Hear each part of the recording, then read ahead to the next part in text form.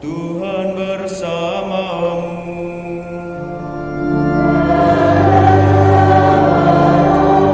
Inilah Injil suci menurut Markus.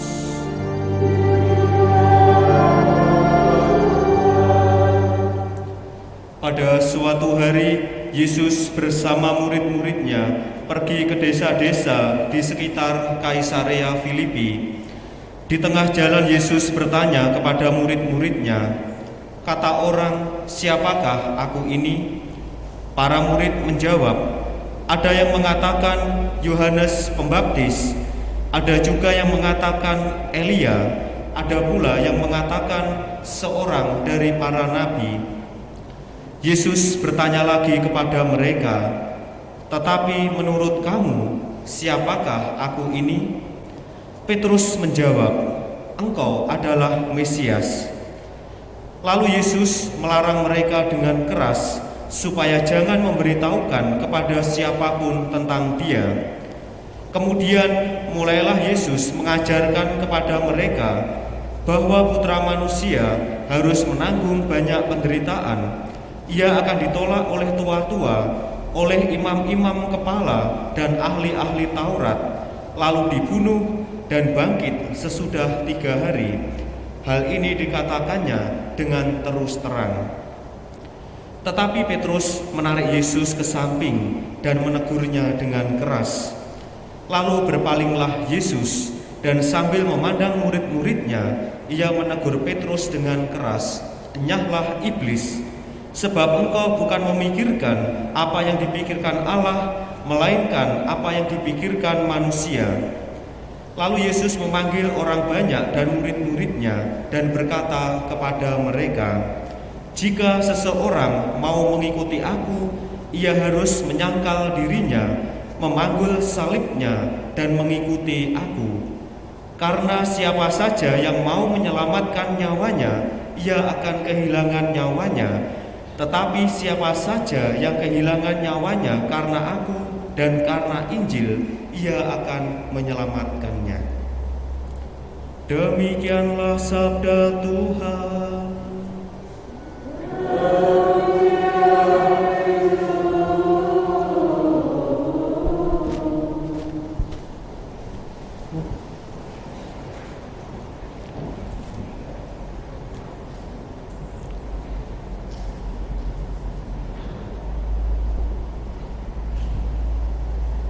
Petrus berkata, engkau adalah Mesias."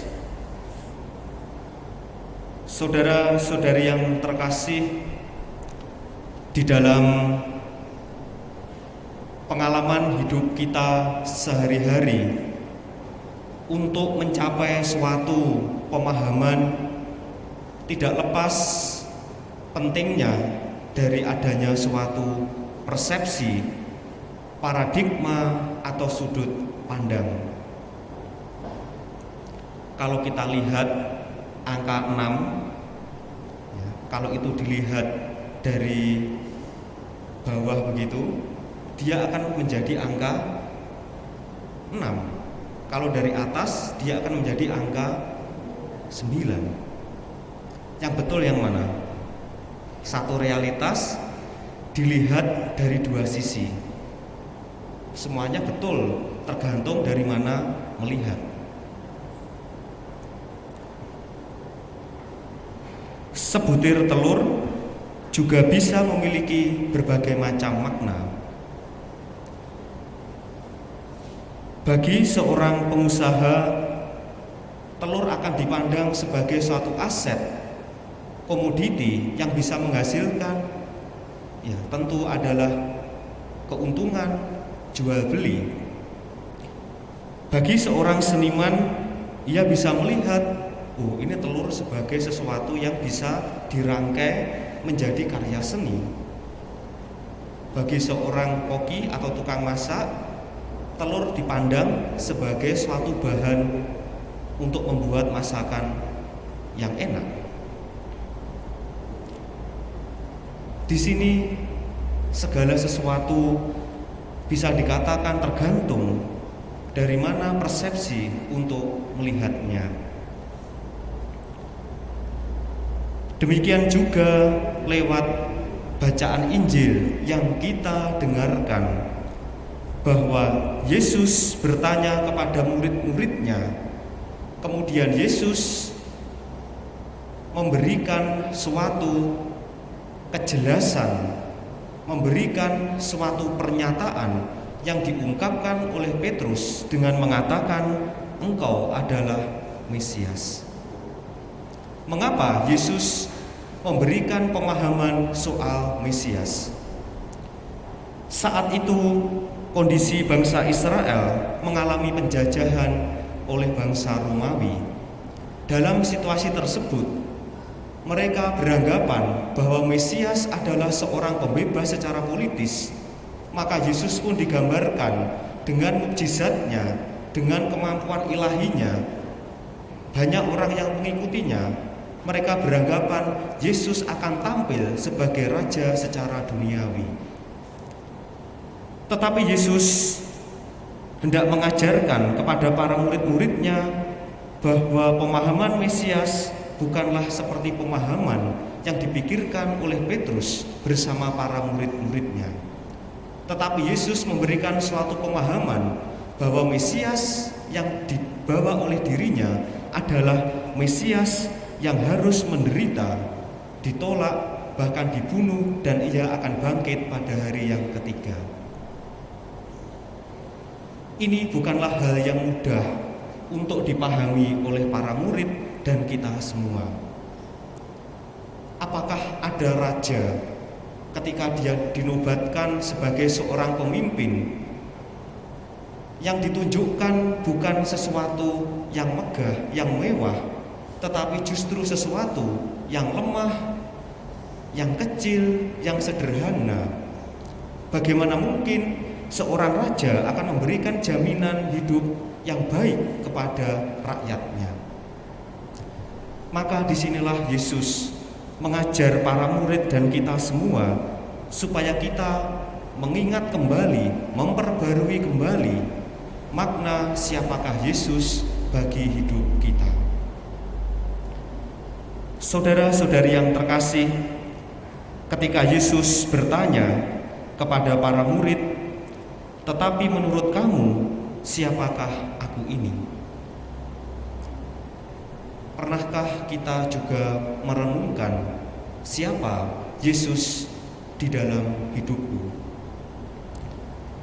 Kiranya pertanyaan ini juga masih berlaku sampai dengan hari ini. Maka di sini Yesus sebenarnya tidak hanya ingin mengetahui siapakah Dia bagi kita lewat pengetahuan, lewat pemahaman, tetapi lebih-lebih lewat suatu pengalaman iman.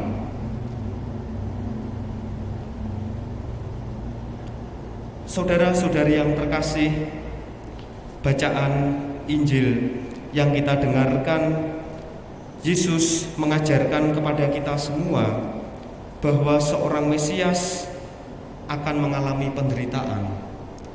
Yesus menawarkan suatu konsep, menawarkan suatu bentuk kemuritan, bahwa untuk mencapai kemuliaan tidaklah harus dengan kekuasaan, tetapi dengan pelayanan. Yesus mengajarkan suatu kehidupan bukan dengan ambisi, tetapi dengan kerendahan hati. Yesus mengajarkan kepada kita bahwa hidup itu sejatinya merupakan suatu bentuk pelayanan kepada sesama dan kepada Allah. Yesus mengajarkan kepada kita bahwa Dia memang tidak pernah menjanjikan soal kenyamanan, soal kemewahan, soal kesuksesan duniawi. Apakah ada di dalam sabdanya Yesus akan mengatakan kepada kita, "Hai orang yang percaya, engkau akan mendapatkan harta benda, kekuasaan, dan sebagainya"? Tidak ada. Tetapi yang ditawarkan Yesus justru jalan yang tidak mudah. Kalau ada orang yang menampar pipi kananmu, berikanlah pipi kirimu. Jika orang meminta engkau berjalan 1 mil, maka berjalanlah 2 mil. Apa yang diajarkan Yesus sangat kontradiksi dengan kecenderungan manusiawi kita. Tetapi disinilah Yesus mau mengajarkan kepada kita bahwa seorang Mesias pertama-tama bukanlah seorang yang datang untuk minta dilayani, tetapi seorang Mesias yang datang untuk melayani. Saudara-saudari yang terkasih, kalau Yesus menawarkan dan mengajak kita untuk mengimani Yesus sebagai Mesias yang harus menderita, apa artinya? Artinya adalah kita diajak untuk menerima hidup seperti yang dialami oleh Yesus. Kalau Yesus mengambil jalan penderitaan bukan sebagai sesuatu yang menjauhkan ia dari Bapanya. Sama dengan kita, seperti pengalaman pandemi seperti ini, bagaimana kemudian sewaktu-waktu nyawa kita bisa terancam, kita pun kehilangan orang-orang yang dikasihi.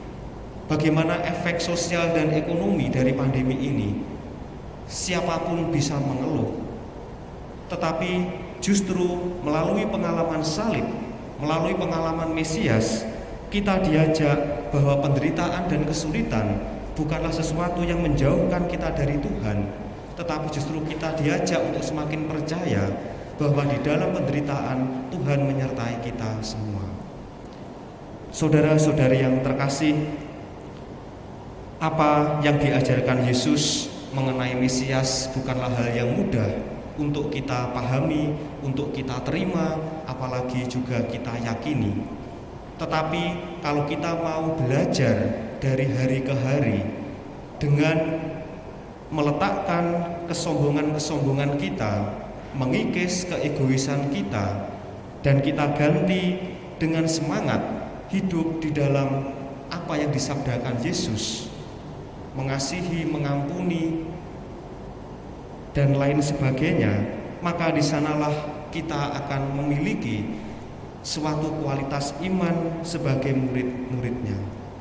Oleh karena itu, saudara-saudari yang terkasih, semoga apa yang disabdakan Yesus sebagai Mesias senantiasa meneguhkan kita bahwa Yesus pun rela untuk mengalami kesulitan, penderitaan lewat peristiwa salib. Maka kita pun sebagai murid-muridnya juga diajak untuk berani menghadapi kesulitan dan penderitaan di dalam hidup. Bahwa kita percaya adanya penderitaan bukan menjauhkan kita dari Tuhan, tetapi bersama Yesus penderitaan itu kita satukan bersama salibnya. Dan semoga lewat keyakinan iman kita, Tuhan sendirilah yang akan menuntun dan membimbing kita semua.